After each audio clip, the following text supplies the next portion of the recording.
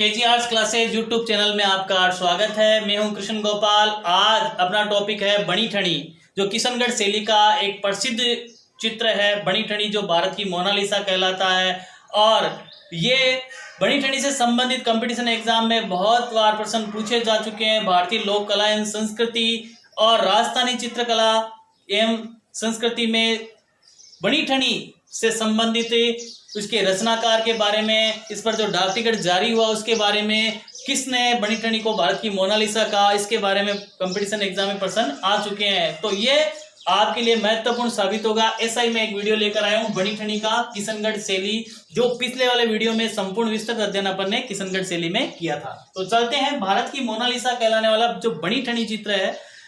तो सबसे पहले बात करते हैं मोनालिसा। यदि आपको नहीं पता है तो मैं आपको बता देता हूं, मोनालिसा विश्व का सबसे सुंदर जो चित्र है वो मोनालिसा है। एक युवती का चित्र है जो लियोनार्डो दा विंची के द्वारा बनाया गया है। उसी के समकक्ष माना जाता है अपना बनी ठनी, जो राजस्थान के किशनगढ़ शैली का प्रसिद्ध चित्र है। बनी ठनी जो विश्व के सबसे सुंदर चित्र है, मोनालिसा के समकक्ष माना जाता है, इसलिए ये भारत की मोनालिसा कहलाता है।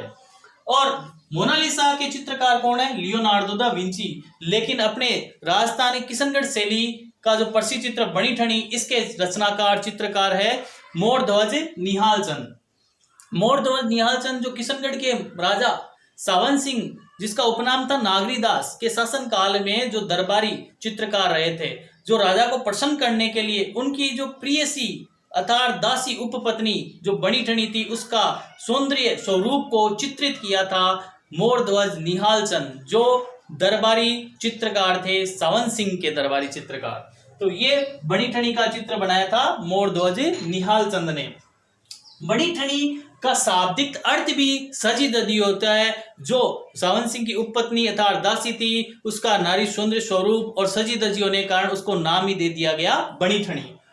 मोनालिसा की जो संज्ञा भारत की मोनालिसा, बनी ठनी को भारत की मोनालिसा अपने पद्मश्री सम्मानित जयपुर के प्रसिद्ध चित्रकार कृपाल सिंह शेखावत, जिन्होंने ब्लू पोएट्री को अंतर्राष्ट्रीय स्तर पर पहचान दिलाई थी। ब्लू पोएट्री के बारे में कई बार कंपटीशन एग्जाम में पूछा जाता है, तो ध्यान रखना ब्लू पोएट्री के जो जनक है अपने यहाँ, वो है कृपाल सिंह शेखावत, जिन्होंने ब्लू पोएट्री को अंतर्राष्ट्रीय स्तर पर पहचान दिलाई।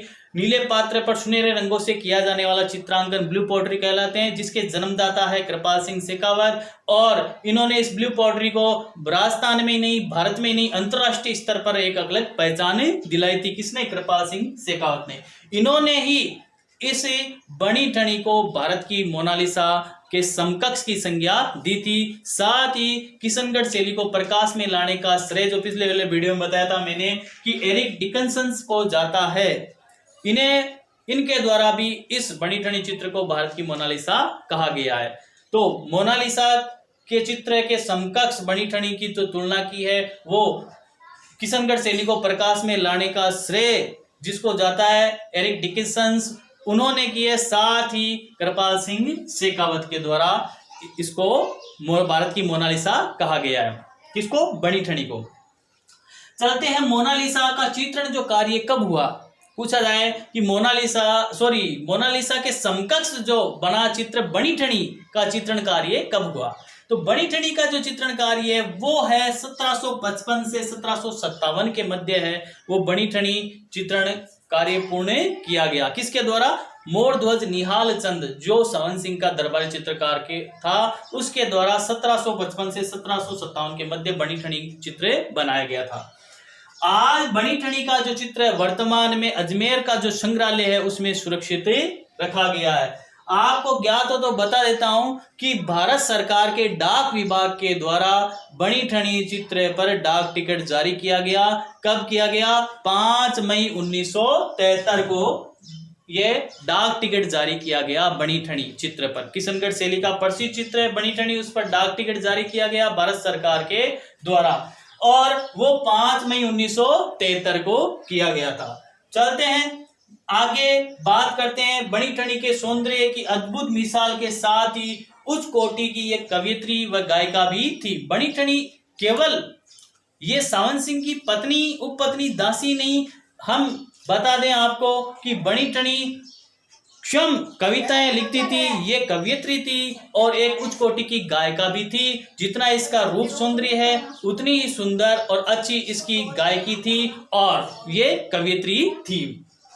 किशनगढ़ के राजा सावन सिंह अर्थात नागरीदास की प्रियसी पत्नी दासी अर्थात उपपत्नी इसको हम कह सकते हैं। साथ ही बणी ठनी चित्र की जो सा कि मैंने बताया वर्तमान में अजमेर संग्रहालय में सुरक्षित है, लेकिन इसकी एक कृति जो अल्बर्ट हॉल पेरिस में भी सुरक्षित है। इस चित्र में अंकित नारी लज्जायुक्त मधुर मुस्कान, जैसा कि अपन देखते हैं, आपको दिखाई दे रहा होगा जो पीछे बैकग्राउंड में इधर साइड में बणी ठनी का चित्र है, उसमें देखते हैं कि इस चित्र में नारी लज्जायुक्त मधुर मुस्कान इसकी दिखाई देती है। साथ ही इसकी लंबी नासिका और तीखा लंबा जो नाक है, साथ ही इनकी जो आंखें हैं वो खंजनाकृति धनुष आकृति इसकी बोएं हैं और साथ ही लचकदार कोमल अंगुलियां जो आपको नीचे की तरफ दिखाई दे रही है। हाथ में जो ये अंगुलियां हैं वो भी लचकदार और कोमल है और इन्हीं के साथ वस्त्राभूषण से सजी अत्यंत आकर्षक इसकी चित्रित किया गया है मोर ध्वज निहाल चंद के द्वारा। तो ये थी बणी ठनी। इस पर प्रश्न भी आ चुका है कि बणी ठनी पर